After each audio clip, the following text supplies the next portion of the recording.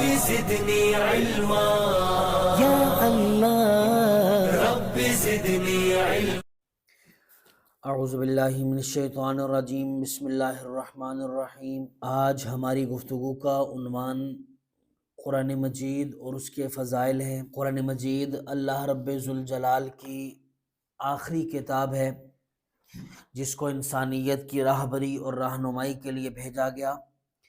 حضرت آدم علیہ السلام سے لے کر جناب نبی کریم صلی اللہ تعالیٰ علیہ وسلم کی دور تک جتنے بھی انبیاء آئے، سارے انبیاء انسانیت کی راہبری اور رہنمائی کے لیے آئے اور ایک پیغام، ایک مشن اور ایک کاز لے کر آئے.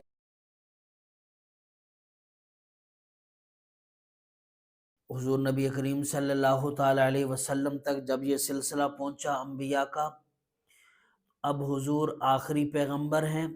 حضور علیہ السلام کے بعد پیغمبر کوئی نہیں، اس لیے اللہ رب ذوالجلال نے ایسی کتاب ہم کو دی، بلکہ یوں کہیں کہ اختتام میں ایسے دستور و منشور کی ضرورت تھی جس دستور و منشور نے لوگوں کی راہبری اور رہنمائی کرنی تھی، قیامت تک آنے والے آخری انسان کی ضروریات کو پورا کرنا تھا.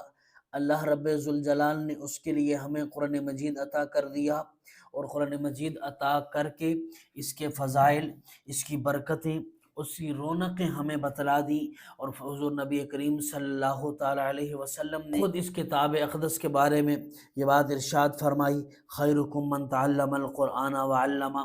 میں بہتر وہ ہے جس نے قرآن پڑھا اور دوسروں کو اس کی تعلیم دی. قرآن مجید ایک ایسی کتاب ہے جس کو سننا بھی باعث ثواب، جس کو پڑھنا بھی باعث ثواب، اور جس کو دیکھنا بھی باعث ثواب، اور جس کو سمجھنا بھی باعث ثواب. اس لیے قرآن مجید کو پڑھنے کی ترغیب اور تلقین کی گئی کہ بھئی قرآن مجید کے تلاوت کے ساتھ اپنے گھروں کو آباد کرو.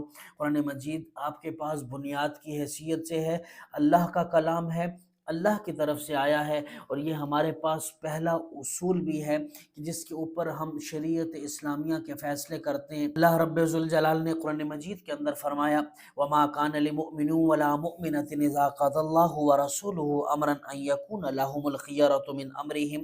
کہ حضور علیہ السلام کے فیصلے کو پہلی اور بنیادی حیثیت حاصل ہے، اس سے بالکل کنارہ نہیں کر سکتے. اس کے ساتھ ہمارے پاس قرآن مجید کی 20 فضائل احادیث پیغمبری کے اندر موجود ہیں. اس قرآن مجید کو سمجھنے کا بھی حکم دیا گیا، اس کو پڑھنے کا بھی حکم دیا گیا. امام الانبیاء صلی اللہ تعالیٰ علیہ وسلم نے فرمایا: قرآن کے ایک ایک حرف کے اوپر 10 نیکیاں ہیں. اچھا، ایک حرف سے کیا مراد ہے؟ الف لام میم ایک حرف ہے؟ فرمایا نہیں، الف حرف، لام حرف، میم حرف.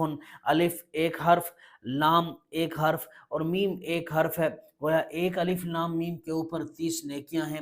اس قرآن کو سمجھنے کا بھی حکم آیا. اس قرآن کو جنہوں نے سمجھا، اللہ نے انہیں اس دنیا میں عروج عطا کیا. کیوں؟ قرآن آپ کا ایک آئین ہے، قرآن آپ کا ایک منشور ہے، قرآن آپ کی ایک ایسی دستاویز ہے جس میں زندگی گزارنے کا ہر ہنر، ہر فن، ہر طریقہ آپ کو دے دیا گیا. اس لیے ہم نے قرآن مجید کو پڑھنا بھی ہے، قرآن مجید کو سمجھنا بھی ہے، قرآن مجید پہ عمل پیرا بھی ہونا ہے. آج ہماری گفتگو کا دوسرا حصہ سورۃ الفرقان ہے. سورۃ الفرقان قرآن مجید کے اندر مکی صورت ہے. اس کے اندر آنے سے پہلے ایک چیز اور ہماری توجہ کے لائق ہے کہ 2 قسم کی صورتیں قرآن مجید میں موجود ہیں. ایک مکی صورت ہے، ایک مدنی صورت ہے.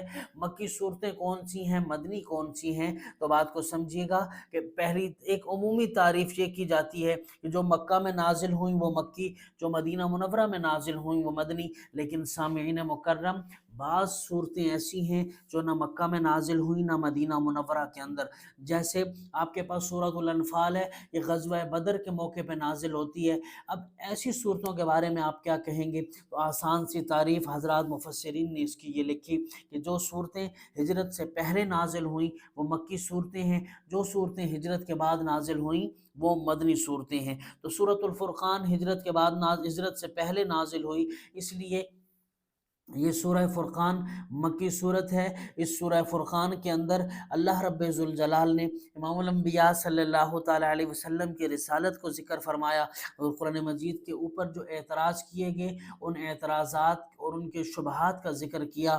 اس کے بعد اللہ رب ذوالجلال نے باقاعدہ طور پر ان لوگوں کا تذکرہ کیا جن لوگوں نے حق سے منہ موڑا، تو ان لوگوں کے ساتھ کیا ہوا، اور جن لوگوں نے اللہ کو مانا، عباد الرحمن جن کو کہا گیا، ان عباد الرحمن کی صفات اور ان کی نشانیاں ذکر کر دی، اور بتلا دیا کہ عباد الرحمن کے اندر کیا خصوصیات ہونی چاہیے۔ اس صورت کے اندر آپ کو کبائر سے روکا گیا، اور آپ کو ایک باقاعدہ رستے کا تعین کر دیا گیا کہ ان لوگوں کا رستہ اختیار کرو اور ان لوگوں کے رستے پہ نہ جاؤ، اور یہ اچھے کام ہیں ان کو اپنائیں، یہ برے کام ہیں ان کو چھوڑ دیں، کیونکہ اسلام معاشرتی اصلاح کی بھی بات کرتا ہے۔ اس لیے بتلا دیا گیا کون کون سے کام اختیار کرنے ہیں، کن کن کاموں سے آپ نے بچنا ہے۔ اللہ ہمارا حامی و ناصر ہو۔ السلام علیکم ورحمۃ اللہ وبرکاتہ۔